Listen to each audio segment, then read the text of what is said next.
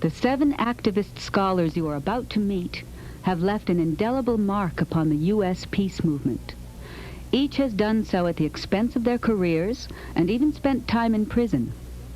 They will present their political biographies, their philosophies of nonviolent civil disobedience, the interpretation of Christianity which inspires their work, and they will discuss racism in the peace movement itself.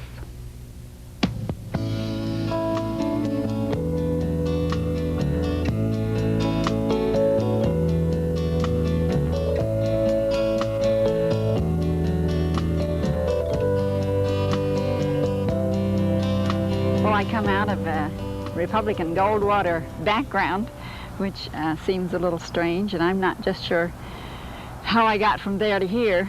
I think one of the things was that I was a blue baby, and for the first year they didn't know whether I would live or die. And so I got a lot of attention, a lot of loving care. And I think that is what really makes people love people, is to have that kind of treatment, so that you have love to give. And that has to be the most important aspect of my belief and my activities, is that I care about people. And there's no limit, there's no exceptions. If a person is a murderer, you look at the background and you try to understand why they are a murderer. It isn't that they are bad people. It's just that they've had difficult times that brought them into those situations. So from there, it was fairly easy to realize that the first part of my life was more on integration. And before I ever knew the term civil disobedience, I was down in Nashville, Tennessee, and for the first time I saw a white drinking fountain and a black what they call colored drinking fountain. And I was so incensed with the idiocy of it that I immediately walked up and took a drink out of the colored drinking fountain. I have no idea whether anybody was around or not. I just simply couldn't stand it. And so that was the beginning of what really my life's been about. I was born in Indiana, rural Indiana. My folks were tenant farmers. I guess the big thing about my life, in a sense, is that I was a male born at a time that made me 18 years old in the middle of a couple of wars. So my early experience with social conscience had to do with war and whether to participate, and I decided at an early age that I shouldn't participate. This was, I think, a combination of my family background and the fact that the schools at that time were saying that war was pretty stupid and we never do it again. At any rate, I wound up in an alternative service for conscientious objectors for a while, changed my mind about that, and eventually served 3 prison sentences, various lengths, as a war resistor. And it was about that time that Polly and I got married, and we were jointly in all kinds of actions to do with eliminating racism on campus at Ball State in Muncie, Indiana, sit-ins and so on. And then we moved on to Cincinnati, and we've been in various social actions ever since. But I've often wondered, really, why I'm the way I am and why other people aren't, in terms of being aware of, it seems like I might have been born with some little extra passion for justice. I don't know. It's a fascinating question. The activities on campus, all the dormitories were segregated and the restaurants were segregated, and we had this little human relations group, and by the time we left college, the dorms were integrated and so were the restaurants. So which time period are we talking about? This was in 48, I think I late 40s and early 50s. Yeah, we were married yeah. in 49, and it was in that 47, general 48. time frame. Mm-hmm. Well, I was born up near Chillicothe, Ohio, about 10 miles from there, out in Ross County. My father ran a grain elevator, and there were only 2 or 3 more houses there. He was the head of the Rotary Club and the postmaster. Well, no, he was the only person there practically. And I had an older brother and sister.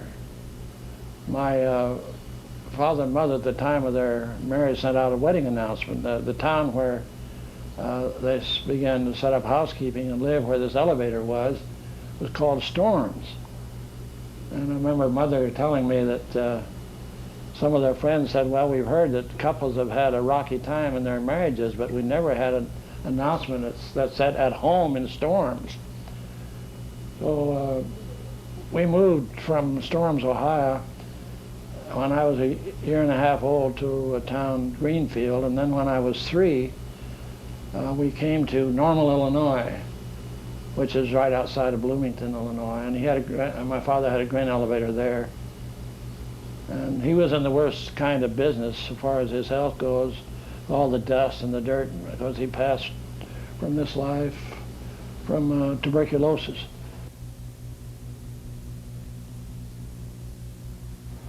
Well, I'm a native Alabamian, as you know, born in Montgomery County, deep in the Black Belt.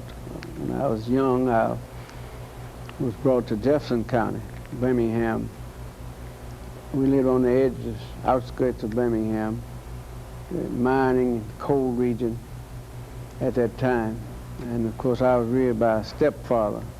And I was raised up in the rural, country boy. Worked hard, got up early, went to the fields, went to school there in Oxmoor, which was on the edge of Birmingham. It's now within the city limits. And just did the ordinary thing. Went to church there. I was raised up, incidentally, in the Methodist church. I didn't become a Baptist until I went to Mobile, Alabama. And I realized afterwards that it was, I guess, God's way of bringing me up with a sort of independence and interdependence, so I could speak my own mind, not be on a bishop or anybody else who control what I say. We knew that Birmingham was a terrible place. Birmingham had a 3-tiered structure, which was unwritten. One, if the Ku Klux Klan don't stop you, the police will. And if the police miss you, then the courts will. So that for blacks, for poor folk, for Negroes, as we call ourselves then, there was no hope. But we did have hope, and we made up our minds that if death be our destiny, it's better to strive to live better than to just die under the system. And so we began moving.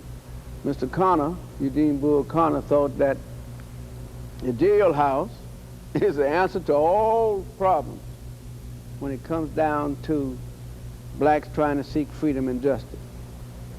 And during the movement, I'm skipping way up, of course,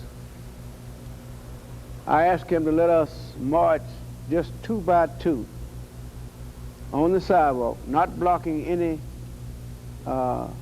doorways or ganging up on the corners, waiting for the lights to cross.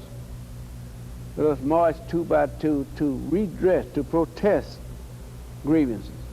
His answer was, I will march you to the Birmingham jail.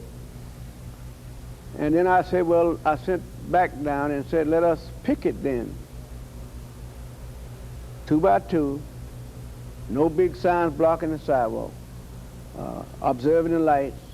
He said, I will picket you to the Birmingham jail. Now, the Supreme Court quoted these points in one of my many cases, which I won, so that there was nothing negative. We had to fight segregation.